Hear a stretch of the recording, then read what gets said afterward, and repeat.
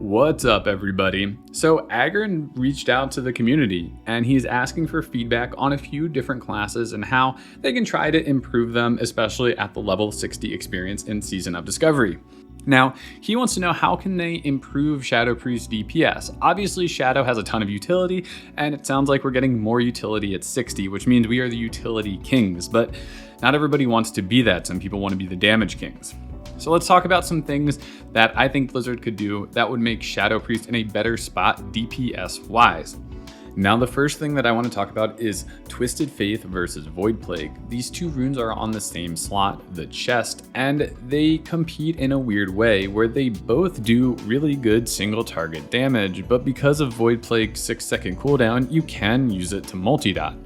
Anytime that you can apply Void Plague to a second target, it's just automatically better than Twisted Faith, which means a lot of the time in Season of Discovery, Twisted Faith has been an irrelevant rune because you can just multi-dot, or Void Plague is just flat out better on single target. So you use Void Plague instead. Twisted Faith also has this weird thing where it only applies to Mind Flay and Mind Blast. I feel like it should apply to Mind Spike as well. That just seems like an easy way to increase Shadow DPS. But the real issue here is the fact that they're on the same slot. I think that one of these runes should be moved to the boot slot because Dispersion, while is a nice utility kind of catch-all with the damage reduction, with the mana that you get back from it, doesn't need to always be used, and a lot of time it just feels like a wasted slot, especially on short fights in PvE, which Season of Discovery is primarily filled with. I think there needs to be a damage rune on the boot slot. If you can use these two runes simultaneously, it obviously increases Shadow Priest damage, but it has some interesting effects for PvP as well, because if you're using one of those two runes in your boot slot, you obviously don't have Dispersion as well, which means it's actually kind of a nerf to Shadow Priest, especially if Void Plague is the rune that's moved. Now, obviously, I don't want Shadow Priest to be nerfed in PvP, but I think that this is a really nice move to allow Shadow Priest damage to increase in PvE without actually making them better in PvP, which I know is a big concern from the community because Shadow Priest already is a monster. So if Twisted Faith is the rune that moves to the boot slot, then Shadow Priest in PvP pretty much stays the same because nobody would use that rune in PvP.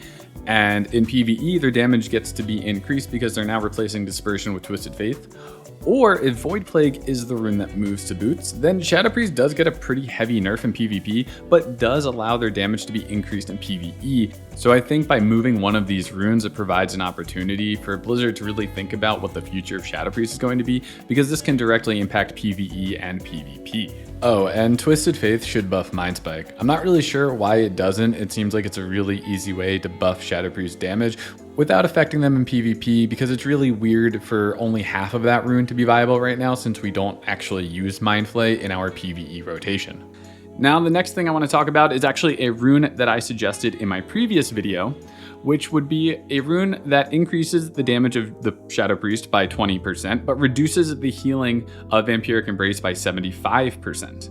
I don't think this needs to be a flat 20%. It could be a buff to our character or buff specific spells. I think the point is it should be a pretty substantial increase.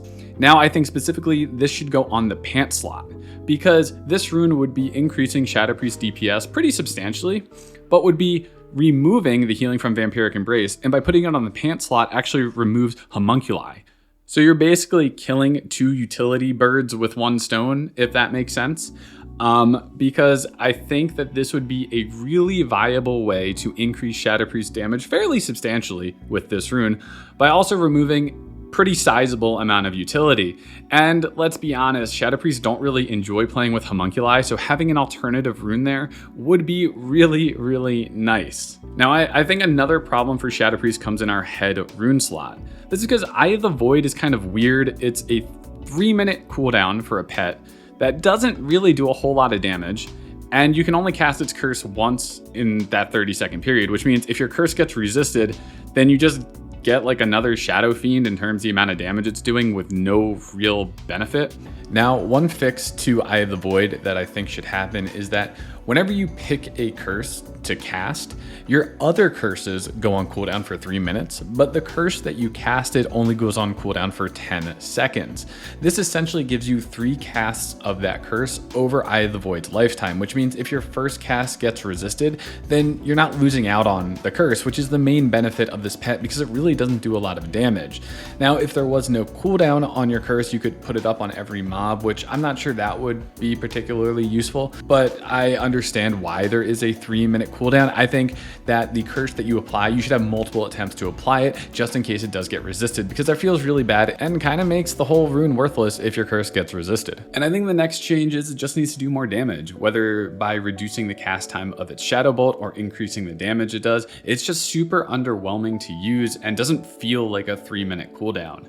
I mean, I don't know if this is a classic thing versus like a retail or even a Wrath mindset, but for a button that has a 3-minute cooldown, it feels super underwhelming to press, even if the curse does go on the enemy like it's supposed to. I just think there needs to be more oomph behind it, because right now it just doesn't really excite me to press. And then the other rune there, Pain and Suffering, is really just a pain and suffering for the priest because it saves you 1 global cooldown every 24 seconds on a single target fight, which is not a whole lot of DPS. I think Pain and Suffering should have some damage bonus to our dots, or just to something, as well as the refresh, because the refresh on its own is incredibly underwhelming.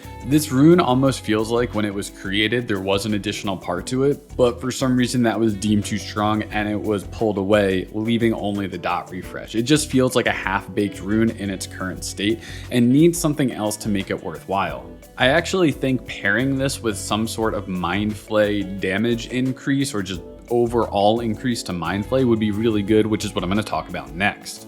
But I think overall there's a real problem with the head slot runes for Shadow Priest, as both of them are extremely underwhelming and don't feel particularly good to use. Now, another point that Agron brought up was that they want Mind Flay to be used, and I think that can be accomplished. It's just going to take a little bit more work because Mind Flay on its own is pretty bad.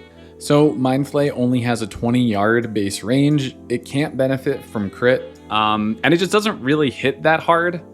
I think at a base level, things that should be tuned for Mind Flay would be 1, give it a 30-yard range, and 2, it needs to benefit from crit without needing the Despair rune. I think if this were coded the same way that Penance was, just obviously a shadow version, that would be a good start into making Mind Flay viable. I think on top of that, a way to get Mind Flay into our PvE rotation would be to incorporate this either in a rune or in the base function of Mind Flay itself, where after a Mind Blast crit, your next Mind Flay on that target is empowered for the next 10 seconds. So this empowerment could increase the damage of Mind Flay by 100% and increase its chance to crit by 50%. Those are just random numbers. I don't know, anything that makes it make sense. But just this enables it to almost be a nuke that comes after our Mind Blast. And the fact that it's triggered after a crit means that we really want to make sure that we're always casting Mind Blast after we have 3 stacks of Mind Spike. So it kind of makes the rotation a little bit more interesting. And the fact that the buff lasts for 10 seconds means you don't need to cast Mind Flay immediately after that Mind Blast. Maybe you want to reapply a dot or something first. I don't know. I think that could be a way to incorporate Mind Flay. I don't think it's ever going to become our filler, because then it just directly competes with Mind Spike. If it's not a nuke in this way, then it just directly gets rid of Mind Spike, which I don't think the developers are trying to do either. Well, that's all I have for my suggestions. If there's anything that you think should be suggested, make sure you comment on Agron's Twitter post or post here in the comments, as I'd love to hear what you guys think about my suggestions or any others that you have as well. Anyway, thanks for listening. My name's Pantspace, and I'll see you in the next one.